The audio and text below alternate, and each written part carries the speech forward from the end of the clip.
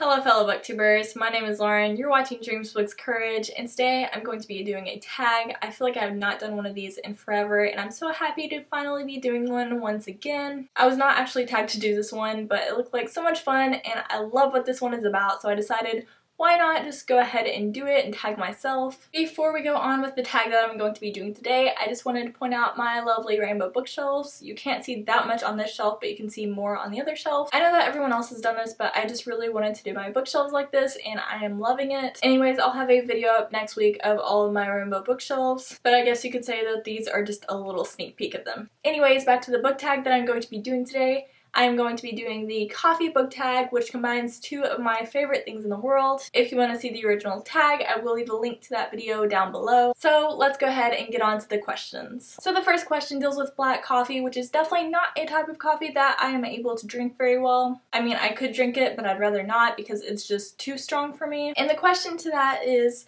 name a series that's tough to get into but has hardcore fans. And for this question, I have to go with the Mortal Instruments series by Cassandra Clare. This is obviously the first book, City of Bones. And I feel like for a lot of people, it's very hard for them to get into the series for some reason. For me, it wasn't that hard to get into because I feel like this series is just so fast-paced that you get into it so quickly. But for some people, it takes until the third book to really get into it. But the people who are fans of the series are definitely hardcore fans, and we will read any book that Cassandra Clare puts out. Plus, it seems like every book that Cassandra Clare writes in the Shadowhunters world just gets better and better. There are currently 11 full-length novels out in the Shadowhunters world, and I've read 10 of the 11, not counting the novella bind-up of Tales from Shadowhunter Academy. So yes, I'm definitely a hardcore fan of this series, and I feel like anyone who gets past book 3 feels like they also had to read all of the 11 novels that are currently out. The next question has to do with peppermint mocha, and this is usually a seasonal type of drink, but for me, I'll have it at absolutely any time of the year. I actually had peppermint mocha as my creamer today, and the question that goes along with that is,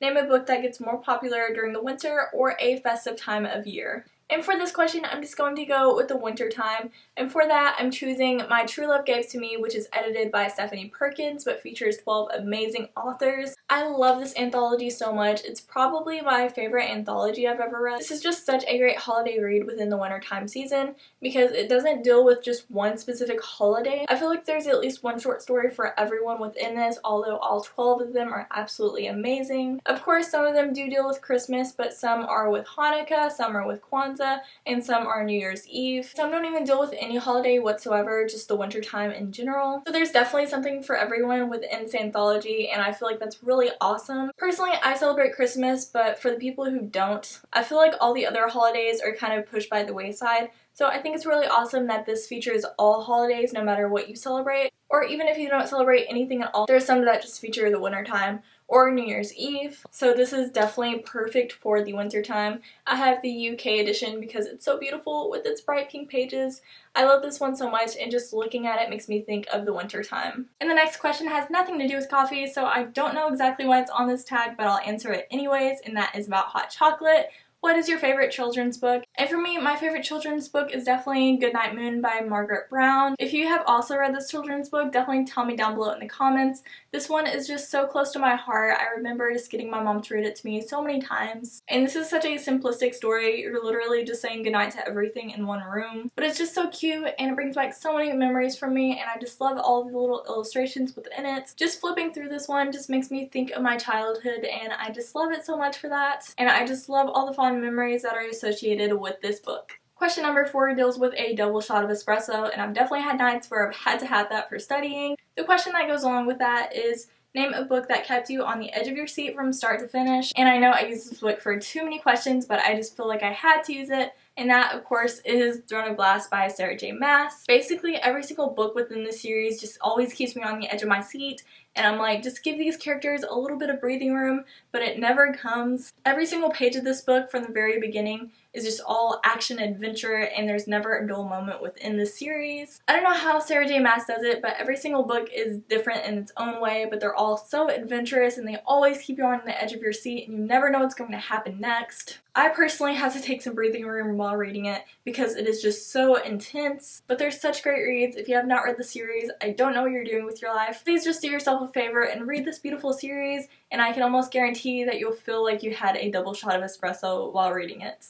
Question number 5 is Starbucks, which is a place that I really love to go. I know a lot of people say that, but I really do love to go there. I feel like I'm a connoisseur when it comes to Starbucks because I just know like all of their drinks and what they taste like. This question is name a book that you see everywhere, and for this I don't actually own the book surprisingly, but my answer has to go to Me Before You by Jojo Moyes.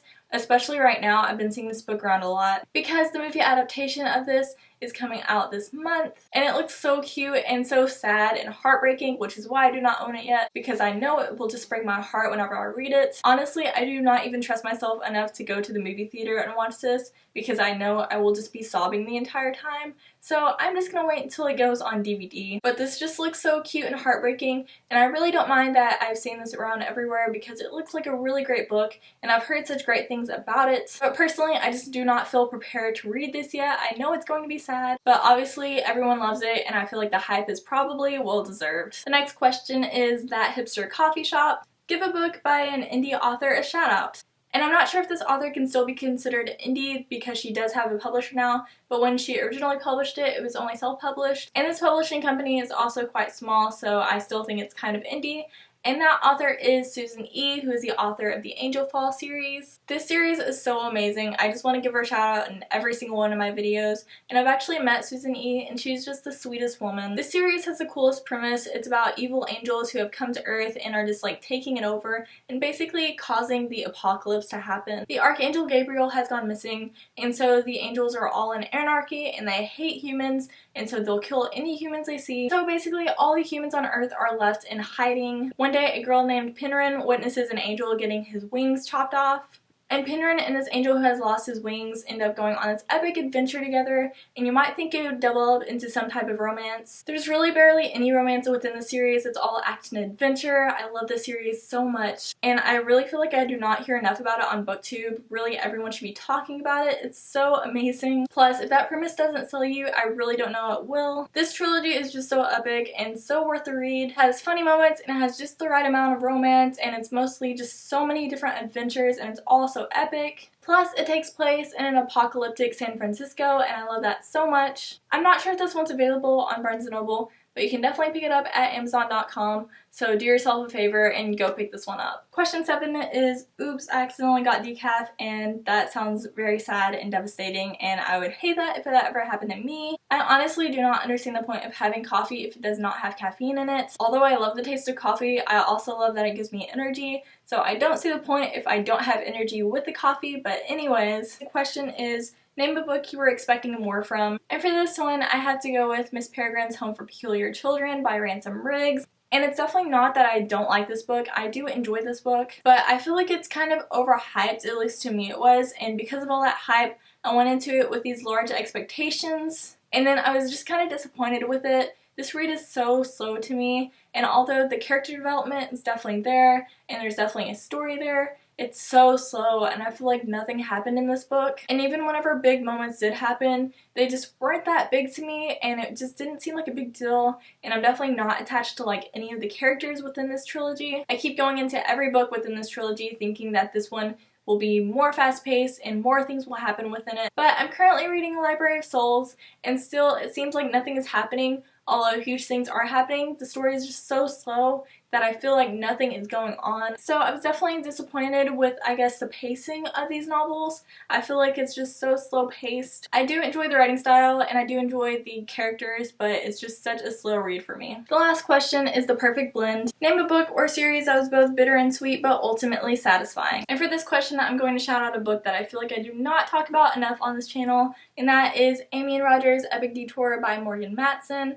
I love this book so much, and it really is the perfect blend of everything I want from my contemporary YA. The road trip that Amy and Roger go on is absolutely incredible, and there are just menus and playlists and so many other things within this book that makes it really interactive. The bitter part of this novel is the emotional trauma that Amy is facing throughout this, but everything goes better at the end, and it's just the perfect blend of so many different things that I want in every contemporary YA, but it seems like it's never there. Or at least it seems like it's never fully formed throughout it. Both of these characters were definitely fleshed out, and their character arcs were great as well, and the places you got to see by reading this novel were absolutely amazing. I love Morgan Matson's writing style, and this just felt like so many different things that I just love in contemporary YA, and that I just wish were in every single one. This book is just perfect for summer, but really you can read it any time of year. It's just such a perfect novel in just so many ways. Thank you all so much for watching this video. I really hope that you enjoyed this tag. I'm going to be tagging Katie Loves to Read and Two Paper Girls, so I hope that you guys have not done this tag yet, and I hope that you have fun doing it. If you guys have any suggestions for tags that you want to see me do, definitely tell me down below. And also tell me down below what your favorite drink is at Starbucks. My personal favorite is a white chocolate mocha frappuccino with peppermint syrup in it. Like I said, I definitely know my Starbucks drinks. Thank you guys so much for watching, and now I'm gonna go get back to reading.